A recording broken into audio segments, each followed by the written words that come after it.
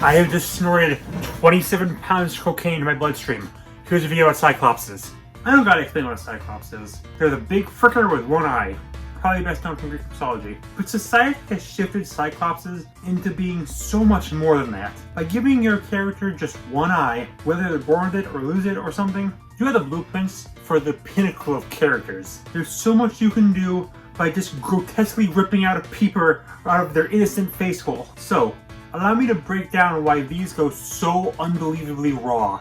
I don't know what the plural of Cyclops is. Is it just Cyclops? Or is it Cyclopses? Or is it freaking Cyclopes? So before I go into specifics, let's talk about the major high points of the one-eyed ones. For one, just having one eye is, pardon the pun, eye-catching. How often do you see someone with one eye? Usually, I see people with two.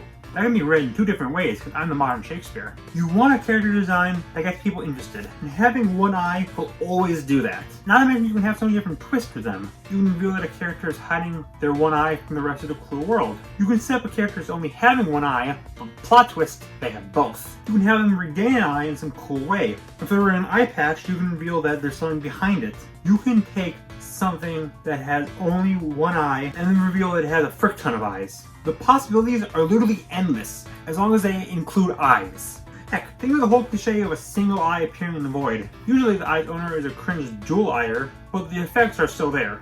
Obviously though, there's one downside to only having one eye. The two things all my ex-girlfriends say I lack: depth and perception, specifically those two together. Since you lack a seeing apparatus, you're going to have trouble doing a lot of things the more privileged dual wielders have. However, having that offers so many different ways to interpret the one-eyed character of choice. It could be a way to trick a Cyclops, or it could be something they have to overcome. The same problem, but it can be tackled in such different ways.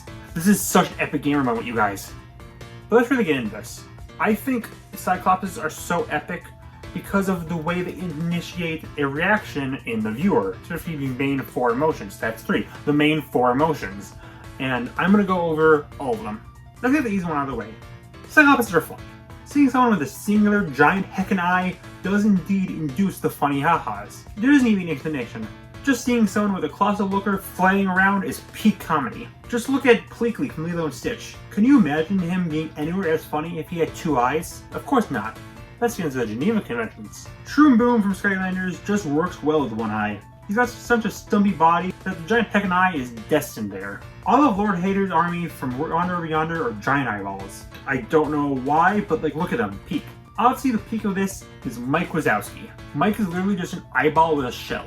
He's pretty universally considered one of the funniest characters in recent history, and a lot of that is due to him constantly cracking jokes and his lack of a peeper. This is the first section, I'm already out sending them for eyes. I don't know how to explain why Mike is one of the sigmest motherfuckers you'll ever know. You already know it. Another pretty obvious reason is because it's scary. Go back to the eye in the dark thing. But that's not all. Just seeing that single bloodshot eye there was attached to is heebie-jeebie incarnate. Eyes are one of the most important parts of the face for picking up on cues, and that's hard to do when you're down one eye. A lot of examples are pretty self-explanatory. Bill Cipher is a character I can't shut up about, and while he can be quite silly, when he goes serious, the focus is always on his eye. Bill might just have the single most expressive eye of all time, and again, sometimes used for comedy, other times it's used for horror. Schumer Gorath, Homunculus Father, literally every curry boss, all use the one eye to let you know that you are so unbelievably fricked. I think one of the most interesting cases is Ghost Freak from Ben 10.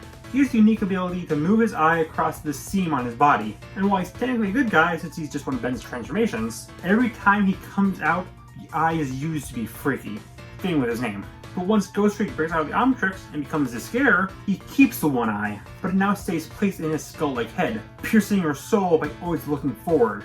Most notable in Omniverse, where the eye can go back and forth in the skull. The Scare fricks harder than Vilgax, and that's a high bar. The next category is the single most important emotion of all time.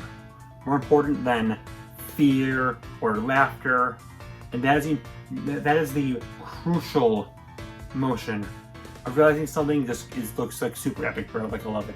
This is most notable with human characters. Seeing a character either scarred so hard they lose an eye, or they have some sort of cybernetic enhancement, or just a plain old eye patch. You see something like that, and they're just destined to appear in the best Twitter account I've ever seen. The lack of an eye, while still being able to completely ratio you, is conveyed perfectly just by having anything I said above. It shows a character has gone through the absolute worst of times, but can dish out even worse to you and not break a sweat. Nick Fury has got to be the highlight. Not only is he played by the coolest motherfucker to ever exist, you just see that eye patch and you are fully aware that despite the fact that he has no powers, he could absolutely murder Hulk and Thor with his bare hands. Chad stuff. The final point, and probably the weirdest one, Cyclopes are kind of pathetic.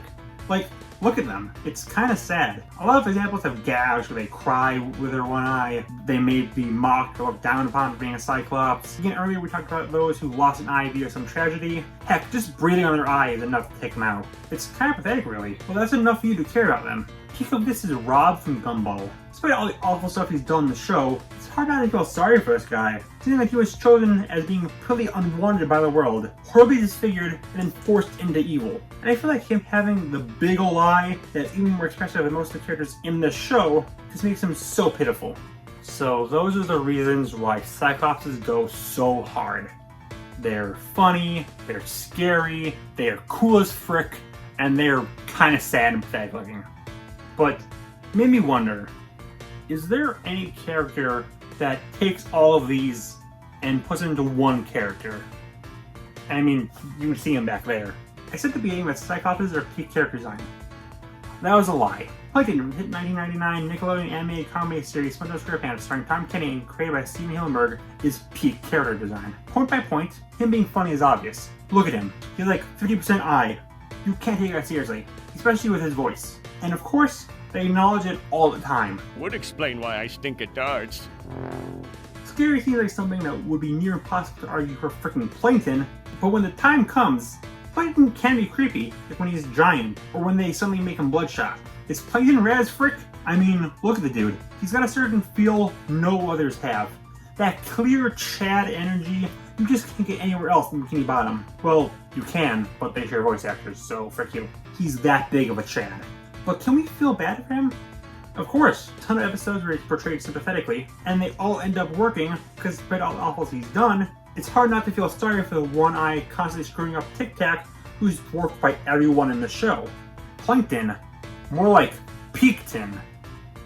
That was bad. I don't gotta explain anymore. You can do so much by removing an eye from someone. Try it out! If you were ever in need of character design, you just gotta open up your third eye and take the one eye into your heart and soul. Well, that was the video. I hope you liked it, and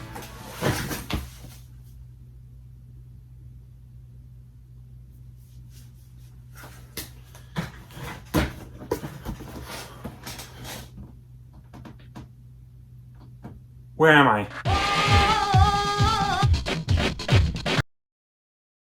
I'm a nerd?